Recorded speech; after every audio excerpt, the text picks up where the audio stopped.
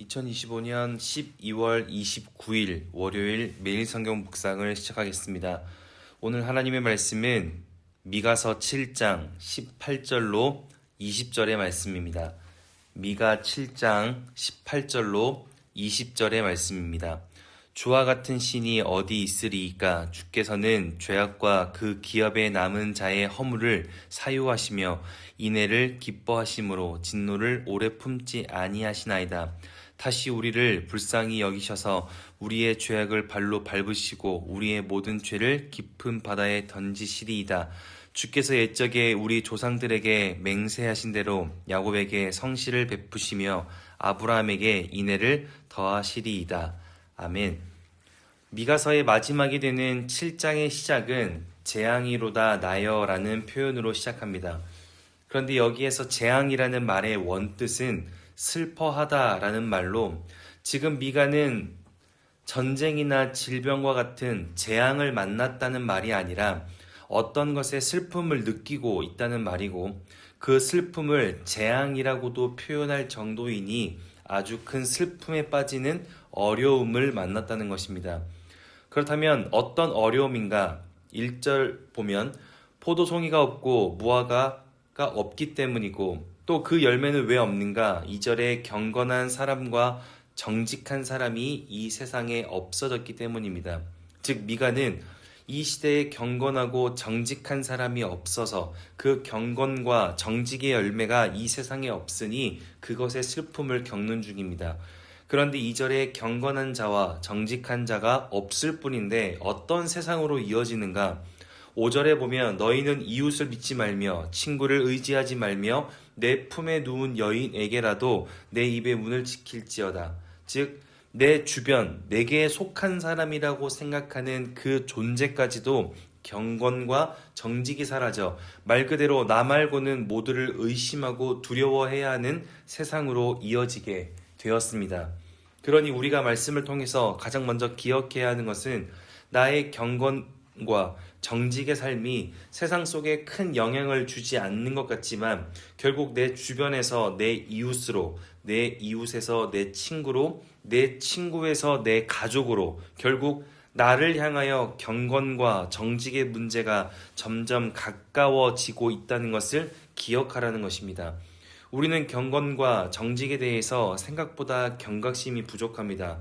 과거에는 길거리에 쓰레기를 버린다거나 믿는 사람이 어떤 사회적인 잘못을 하게 되면 주변 사람들이 먼저 그것에 대한 지적을 할 정도로 예민하였습니다.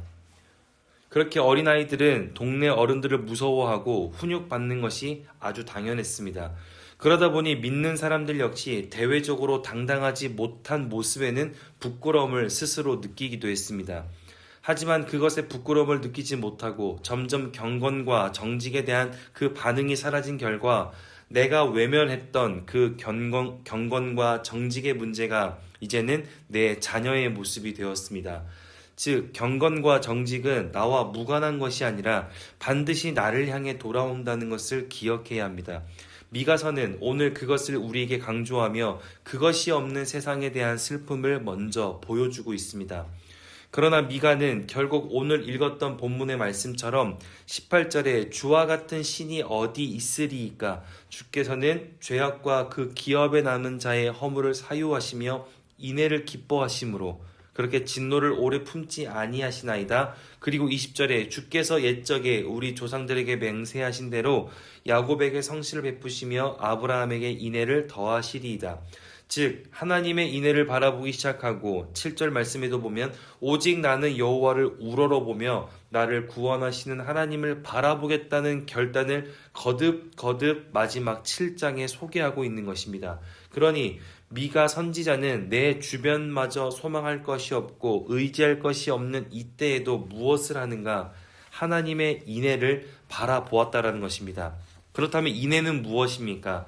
히브리어로 헤세드, 헬라어로 엘레오스라는 단어인데 이것은 하나님의 성품이라고 알려져 있지만 정확히 말하자면 자비와 은혜와 긍휼이라는 단어입니다. 그리고 여기에 바라보다라는 히브리어는 기대하다라는 뜻을 가진 단어로서 결국 미가 선지자가 가족마저 내게 희망이 되지 않는 그 상황에 무엇을 했다는 말이 되는가 하면 나를 반드시 나의 삶에 큰 은혜로 찾아오실 주님을 기억하며 하나님의 자비와 긍휼과 그 은혜 앞에 내 삶을 또 한 번 기대한다는 고백을 하고 있는 것입니다. 그러니 오늘 말씀을 통해 두 번째로 기억해야 하는 것은 하나님의 자비와 긍휼을 정말 간절히 원하고 그 은혜가 내게 임할 것을 소망한다면 불가능해 보이는 그 상황에도 하나님을 기대하라는 것입니다. 시대가 너무 악하고 지저분하여 내 가족마저 믿을 수가 없는 상황입니다. 우리 집에 무슨 희망의 근거가 있으며 무슨 기쁨의 기준이 있는지 전혀 알 수 없는 상황입니다. 그런데 미가는 그 집에 들어가며 희망을 갖습니다. 그리고 그 친구를 만날 때 소망을 갖고 이웃과 살아가는 일상 속에 하나님의 은혜가 있음을 기대합니다. 그 기대하는 마음이 나의 오늘의 분노를 참게 만들고 나의 부정함을 막아내며 나의 기대하는 마음이 하나님을 또 한 번 의지하고 붙잡게 되어 경건과 정직을 회복하게 됩니다. 그리고 그 경건과 정직이 회복되는 나를 통하여 이 땅의 정의와 공의가 실현되기 시작하는 것입니다. 그러니 말씀을 기억할 수 있다면 우리는 오늘 하루 이것을 확인해야 합니다. 나는 하나님의 자비와 긍휼의 은혜를 기대하고 있는가? 그리고 나는 경건과 정직에 대해 예민하게 반응하고 있는가? 9사람이 잘하고 한 사람이 잘못했을 때에는 문제를 일으킨 사람이 손가락질을 받지만 한 사람이 잘하고 9사람이 잘못했을 때에는 부정함에 있는 사람들이 당당해지기 시작합니다. 악이란 그런 것입니다.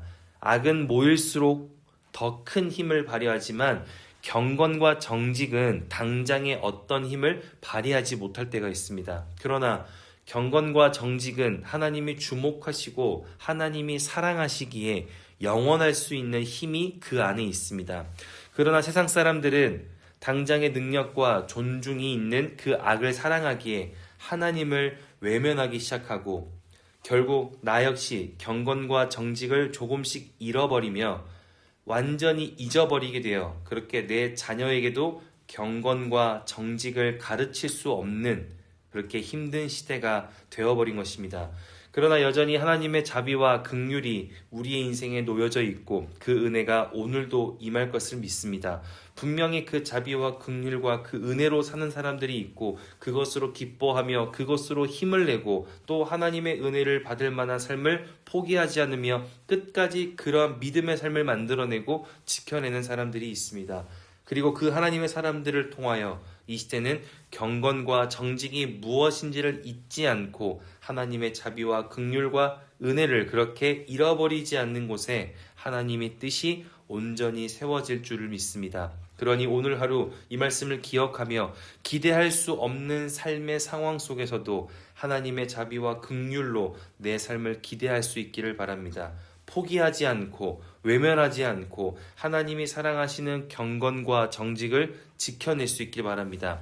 미가의 시대처럼 악한 것과 부정한 것이 가득하여 선한 것을 기대할 수 없는 상황에도 하나님을 기억하며 그렇게 하나님의 일하심을 기대함으로 살아가는 사람들의 삶을 통하여 그렇게 19절의 말씀처럼 다시 우리를 불쌍히 여기셔서 우리의 죄악을 발로 밟으시고 우리의 모든 죄를 깊은 바다에 던지시리이다. 하나님은 우리를 다시 불쌍히 여기시고 그 자비와 긍휼로 그 은혜로 우리의 삶을 회복시킬 것이라 믿습니다. 그렇게 오늘 하루가 세상의 흐름과 같이 경건과 정직을 또 잃어버리는 날이 아니라 하나님으로 내 삶을 기대하며 하나님이 원하시는 그 믿음의 모습을 내 삶에 남겨내는 그렇게 하나님의 뜻이 세워지고 내 삶의 온전함이 바로 회복되어지는 그렇게 믿음의 반석 위에 살아가는 복된 월요일 될 수 있기를 주님의 이름으로 축원합니다. 기도하겠습니다. 사랑이신 아버지 하나님, 오늘도 말씀으로 우리의 삶을 결단하게 하시니 감사합니다. 이 시대가 악하고 내 삶에 하나님을 소망하기 어려운 삶의 문제들이 찾아오지만 그럼에도 하나님의 사랑이 내게 있음을 감사하고 하나님의 말씀 안에 담아진 자비와 긍휼이 내 인생을 붙들고 있음을 또 알게 하시니 감사합니다. 오늘도 그 말씀에 감사하며 하나님의 자비와 긍휼 앞에 내 삶을 내어드립니다. 나를 사랑하시고 이 땅을 사랑하시는 하나님께서 우리의 삶에 가장 필요한 은혜와 능력을 주시고 특별히 오늘 하루 그 말씀이 요구하는 경건과 정직 앞에 부끄럽지 않은 그렇게 당당할 수 있는 하루가 될 수 있도록 성령께서 우리 안의 믿음을 회복시켜 주시옵소서. 그렇게 인도하실 주님께 감사와 찬양을 드리며 이제는 우리 주 예수 그리스도의 은혜와 하나님의 사랑하심과 성령의 내주교통 역사하심이 하나님의 부재를 경험하는 삶의 순간에도 하나님의 말씀을 기대하며 믿음의 모습을 절대 포기하지 않기로 결단하고 돌아가는 함께하는 모든 하나님의 사람들 머리 위에, 그리고 멀리 해외 국내 지방에 있는 가족들, 우리 교회 환우들과 우리 교회와 복중의 생명까지 이제로부터 영원토록 함께하옵시기를 간절히 축원하옵나이다. 아멘.